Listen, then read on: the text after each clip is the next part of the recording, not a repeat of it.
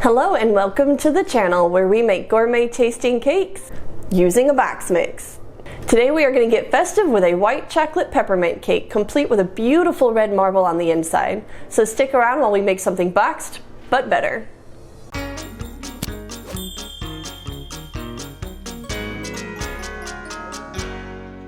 We will start with making the icing first this time because it will need time to cool. Add 1 stick of unsalted butter in a microwave-safe bowl, followed by 1 12-ounce bag of white chocolate chips. Microwave in 30-second intervals, stirring every 30 seconds until the butter and white chocolate become completely melted and incorporated. You'll notice that it is still very thick. This is exactly how we want it to look. Add 2 teaspoons of peppermint extract and 1 pound of powdered sugar. Mix on low speed as you slowly add 1/3 cup of milk. Continue to mix on medium speed and don't forget to scrape down the edges of the bowl to make sure it fully incorporates.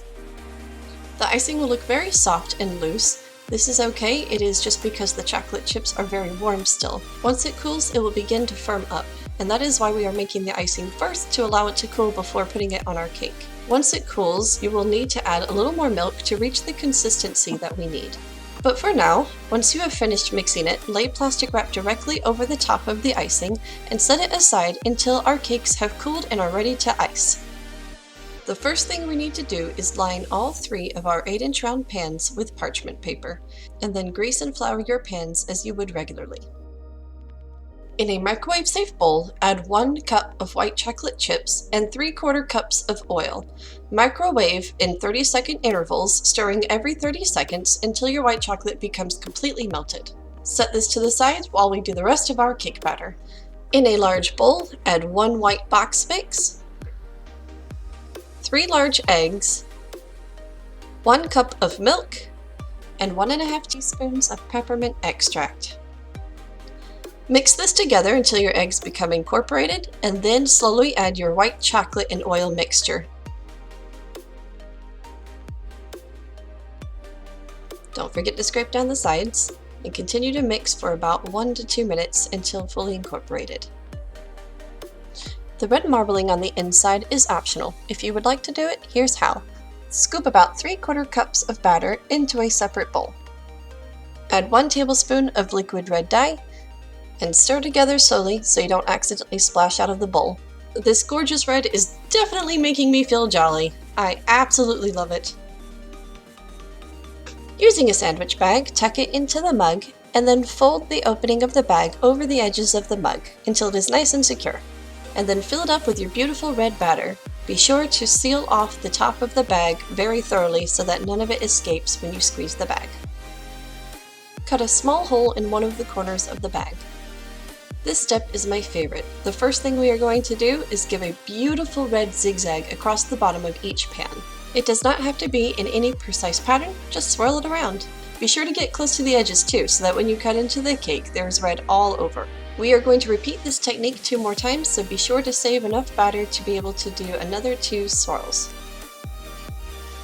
I'm using a measuring cup to have a little more control over the batter. You want to spread it out in thin layers over the cakes. We are going to repeat this 1 more time, so make sure you have your batter divided evenly. Using your spatula, very gently just push and guide the top of the batter toward the edges. You don't have to push it completely to the edges because as we add our other layers of batter, it will do that on its own. This is just to help cover a little bit more of the red swirls on the first layer. Repeat the same technique of swirling the red batter around on top of the white batter. This is going to create an absolutely gorgeous marbling on the inside. Pour your final layer of white batter on top of each of the 3 layers. You'll notice the batter is not completely covering the red. That is okay. It is the free form of batter pouring that makes the marbling so beautiful on the inside.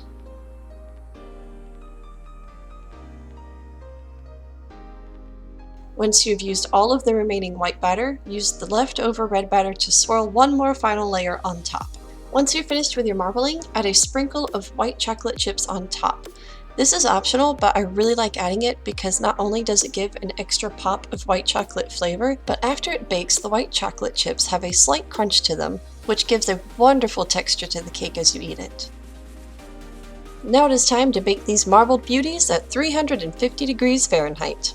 It has been 30 minutes and our cakes are done. There are two ways to check to make sure it is done. The first is the poke test. Simply poke with your finger lightly, and if it does not leave an indent, it is done. The second is the toothpick test. Insert a toothpick, and if it comes out clean, you know your cake is done. Now we will set these to the side to fully cool.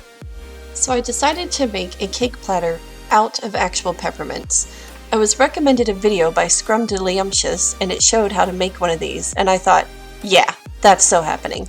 So here it is. I absolutely love the way it turned out.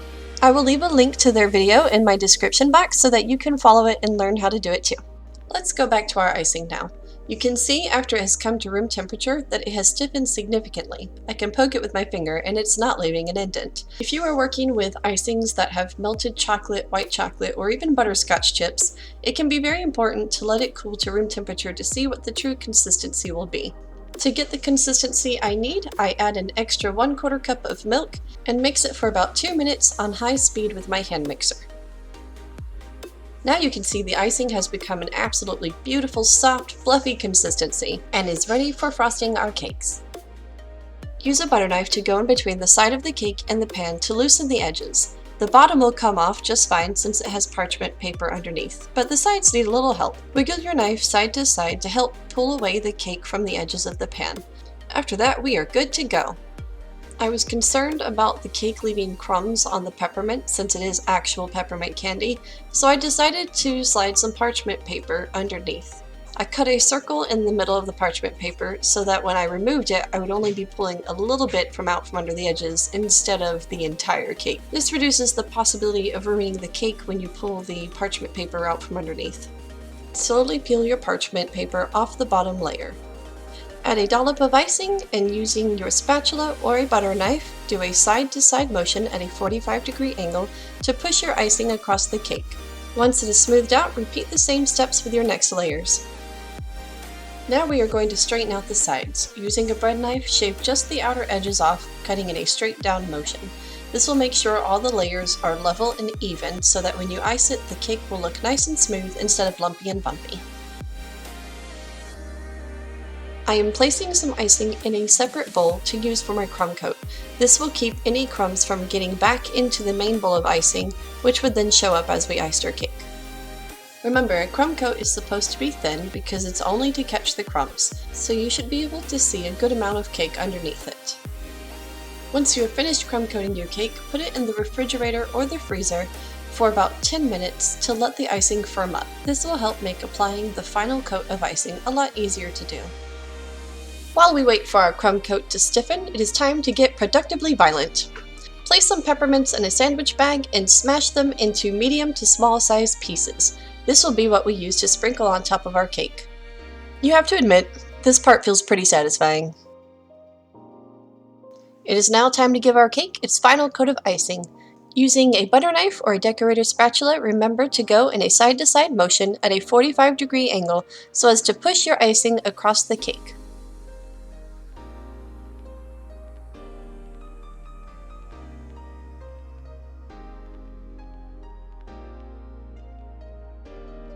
Once you have finished icing your cake, use your spatula or butter knife to go lightly around it to smooth out the sides. Pull your icing inward from the top to help smooth it out. And spin it while giving it a once-over with your spatula to help smooth the top as well. Now I'm going to slowly and gently pull the parchment paper out from under my cake and tidy up the bottom edge, though it doesn't have to look perfect because we will be coming in and doing white chocolate at the bottom. You can chill your cake in the refrigerator for another 5 minutes if you are doing this step to help remove the parchment paper easily. Once you have finished icing your cake, gently press chopped up white chocolate pieces into the bottom to create a simple and fun looking border.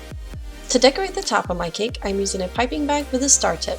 I am using some red gel food coloring and scooping a little onto the tip of my butter knife. Then I am going to the bottom of my bag and pulling upwards, making a red stripe along one side of my bag. After that, I am taking the leftover icing and filling my bag with it, and then I am giving it a twist at the top to make sure the icing does not come out the wrong end, and holding it between my thumb so that I can squeeze with my 4 fingers. Hold your bag straight up and down, and then gently squeeze until it builds up, and slowly release your pressure as you pull away to give it a cute little peek. Sprinkle it with the crushed up peppermints to give it a nice pop of color, and then top each peak with a peppermint. I need to add a very important warning about peppermints. Peppermints will melt with prolonged exposure to moisture, so do not add peppermint to your cake until you are ready to serve it, because if you leave it overnight, this is what it will look like. This is what my practice cake looked like the next day. It still tastes amazing, it just looks like it parted a little too hard through the night.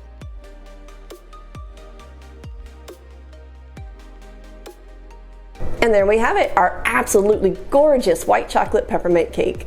Thank you for joining me. I had a lot of fun and I hope you did too. As always, if you have any questions, leave them in the comment section below and I will do my best to answer them, and I will see you next time on Boxed But Better with Genna. Ah! Wow, that was it. Okay, look, it ripped. That was not my fault. That was all right.